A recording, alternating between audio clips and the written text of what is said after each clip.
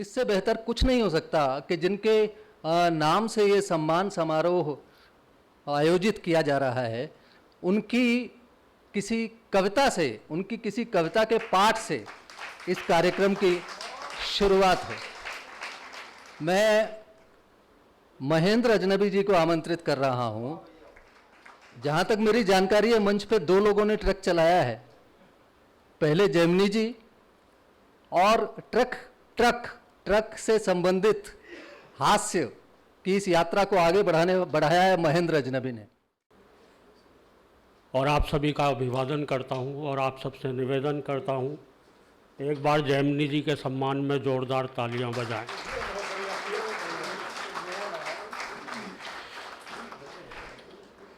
एक उनकी बहुत चर्चित कविता रही और जब वो टीवी पर आई थी तो मेरे ख्याल से उस कविता ने बहुत तहलका मचाया था। एक ट्रक ड्राइवर अगर इलेक्शन में खड़ा हो जाए तो क्या स्थितियां होंगी। एक हास्य की बहुत ही बेजोड़ कविता है ये।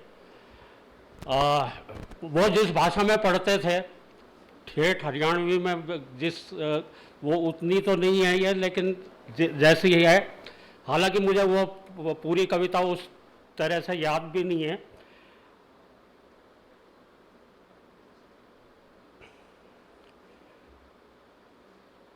एक ट्रक ड्राइवर खड़ा हो गया इलेक्शन में तो अन्य प्रत्याशी खाने लगे चक्कर, क्योंकि वोटरों को उनमें एक कमी नजर आई कि जिन्होंने आज तक साइकिल भी नहीं चलाई वो देश किस तरह से चलाएंगे। कि जिन्होंने आज तक साइकिल भी नहीं चलाई वो देश किस तरह से चलाएंगे। ट्रक ड्राइवर का सबने स्वागत किया और उसने भाषण भी जोरदार दिया, भाइयों इस देश को मैं चलाऊंगा और बिना ब्रेक लगाए पूरी स्पीड से ले जाऊंगा।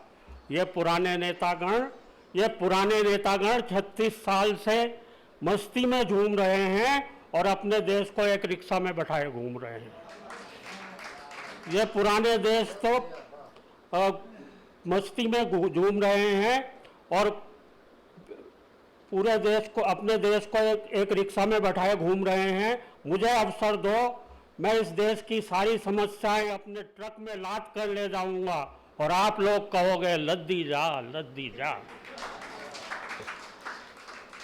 फिर दुनिया को अपने हाथ दिखाऊंगा और सभी समस्याओं को पड़ोसी देशों में फेंकाऊंगा। ये छोटे छोटे पड़ोसी देश तो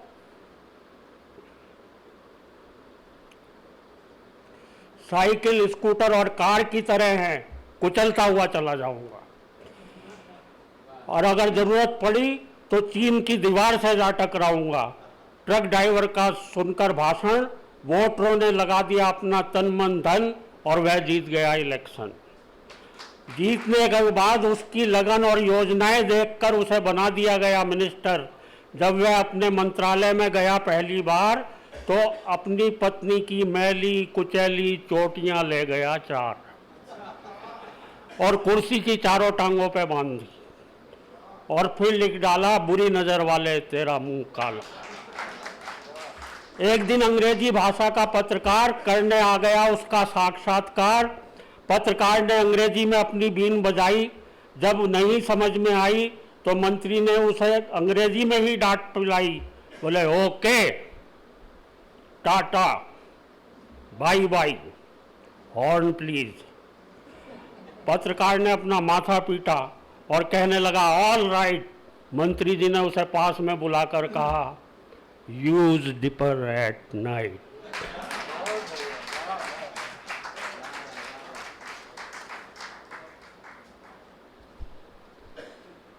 जेमिनी जी सहज हास्य के इतने बढ़िया कवि थे कि मामूली से मामूली चीज़ों से हास्य निकाल लेते थे।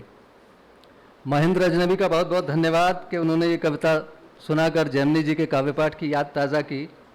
कैसे निकाल लेते थे वो छोटी सी छोटी बात से, छोटी सी छोटी चीज़ से हास्य। एक छोटी सी कविता उनकी है।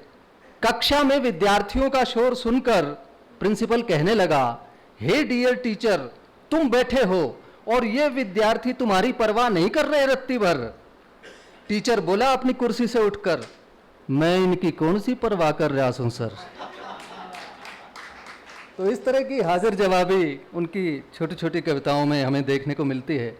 और उनका सबसे महत्वपूर्ण योगदान तो संभवतः यह है कि उन्होंने हरियाणवी को हास्य व्यंग्य के अद्भुत गीत दिए, और हरियाणवी में भी लोक काव्य इस तरह से संभव हो सकता है जिस तरह से राजस्थानी में लोक कथाएं फिर से लिखी जा सकती हैं, विजयदान देथा ने प्रमाणित किया। इसी तरह से जैनी हरियाणवी ने प्रमाणित किया कि हरियाणवी भाषा में लोकगीत इतने सहज तरीके से, इतने सामान्य विषयों पर और इतने लोकप्रिय होने वाले तरीकों से कहे जा सकते हैं।